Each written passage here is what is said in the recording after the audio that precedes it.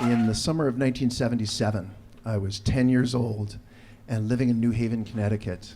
And I suddenly got completely obsessed, as some 10-year-old boys do, with baseball. And all I could talk about was baseball statistics. I think it was the whole thing that baseball is a sport where you can compare players over extremely long periods of time by home runs, runs batted in, earned run average, all these statistics, and I became obsessed with that, and that was all I would talk about, which was a problem. Because I was from a bohemian artistic family who was not interested in baseball. But I was lucky because my parents were the kind of people who, whenever anyone came to New Haven and needed a place to stay, they offered to put them up. We had an attic where my father had a studio, and it was a Victorian house. So on the corner was a tower, and on the top of the tower was a room that was known only as the round room. And so when I was young, we lived across the street from Hooker School, Worthington Hooker School in New Haven. And so if there was a student teacher who needed to live in New Haven for a year, you would find them hanging their tapestries and playing their guitar in the round room all year. So in the summer of 1977, there was a man named John O'Connor with a large Irish family. He was from Cork, Ireland, and he needed a place to stay while he was on a fellowship at Yale Law School. And so this large Irish family moved into the round room. And that family had a son named Cormac who was 10 years old and was a blank slate upon which I could teach everything about baseball. So Cormac and I became these baseball buddies, right? And we could exhaust each other with statistics, etc. By the end of the summer, he knew more about baseball than I did or any American kid. But the O'Connors soon found their own place in I think it was Bethany, Connecticut, in the countryside in Connecticut. And so it was a farmhouse with like a lot of farmland. And I would, with Cormac, try to imitate all the pitching windups that I had seen in still photographs in Street and Smith's Baseball in 1977. So I would do like the right-handed Tom Seaver with a short leg kick. And I would do the left-hander Jerry Kuzman with a very high leg kick. And Cormac would do all the batting stances of the baseball players of 1977.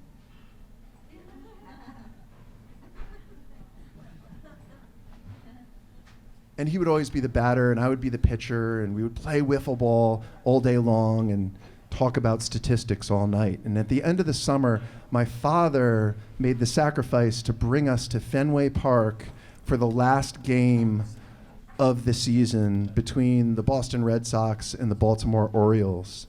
And the game was rained out, and we were drenched in the bleachers waiting for a game to happen that would never happen. And if that game was ever made up, I don't know about it because my father never brought us back. But there was one saving grace about that game. The Red Sox had a crazy pitcher named Bill Spaceman Lee, and he made every kid in the crowd a balloon animal to take home. So in our wet car, coming back from Boston to New Haven, we at least had these balloon animals made by Bill Spaceman Lee.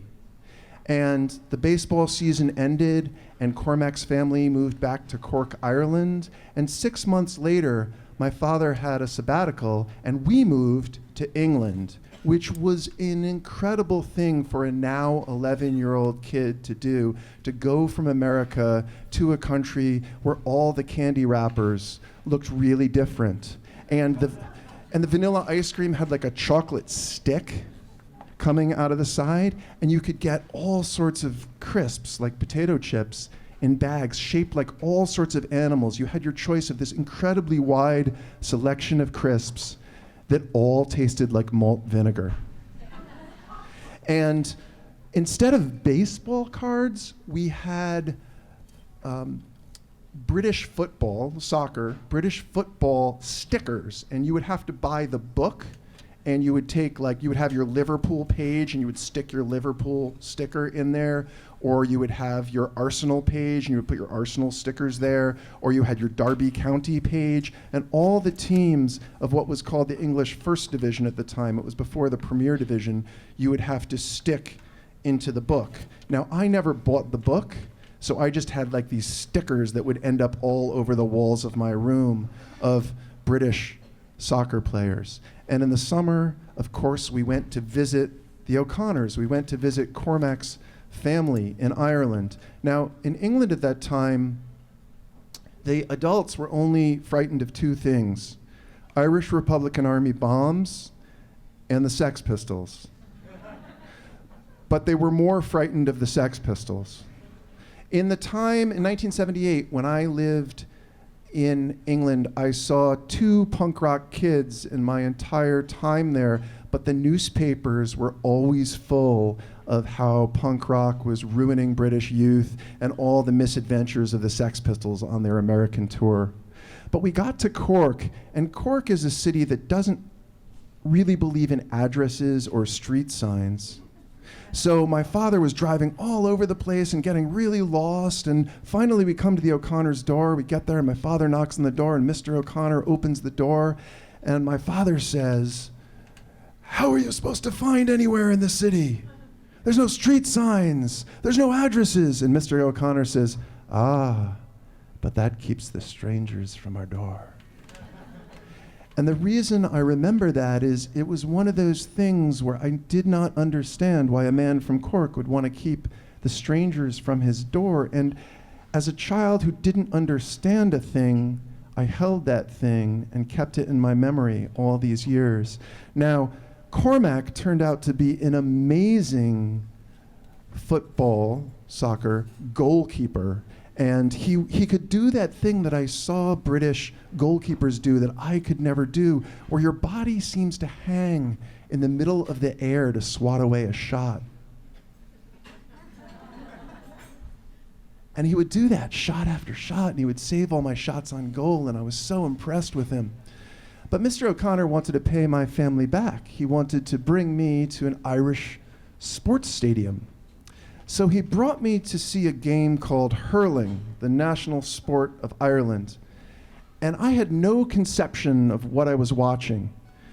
From my 11-year-old perspective, there were men running very fast down a grass field, holding paddles with a ball balanced on top of the paddle. And every once in a while, they would swat the ball through some uprights or into a goal. So I'm watching this crazy looking game, and I say, "Hurling is a weird game." And Mr. O'Connor looks at me and says, "Baseball is a weird game." And I was suddenly completely heartbroken. I was like, oh my God, an adult just said to me that baseball is a weird game. And I looked at Cormac, and he's just watching the game. He would not defend baseball for me. And then we left the O'Connor's house, and we went to a place called Dunquin on the Dingle Peninsula, right on the water. And it was a place where you would still hear the Irish language being spoken. I know the Irish language is making a comeback now, but at the time you didn't hear it very often. But there you would hear Irish, this lilting language over the sound of the sea. We were at a bed and breakfast right across from the sea in Dunquin.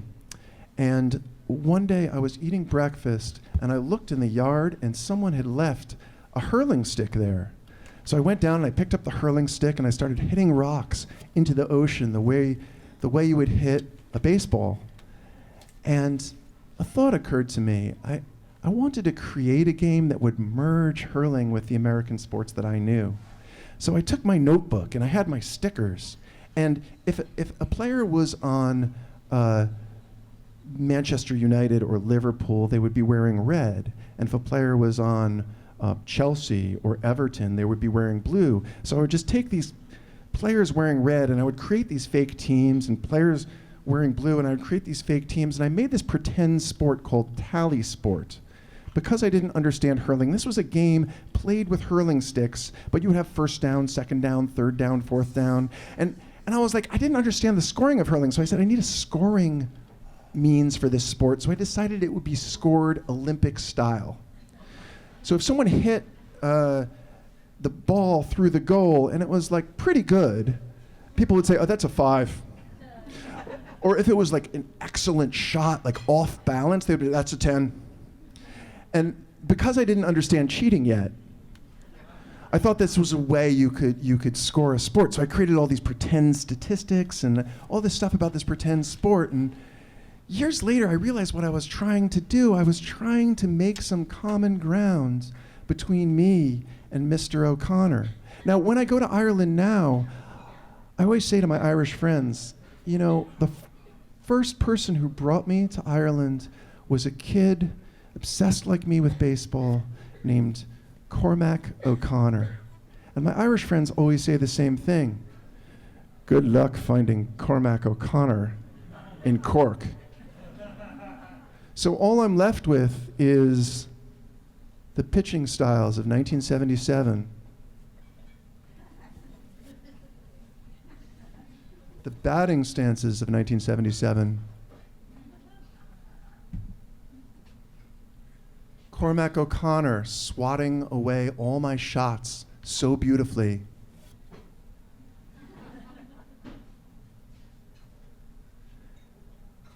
And 40 years later, a friend of mine in Dublin decided to teach me the rules of hurling so that I would understand them forever. It took him 3 minutes. Thank you.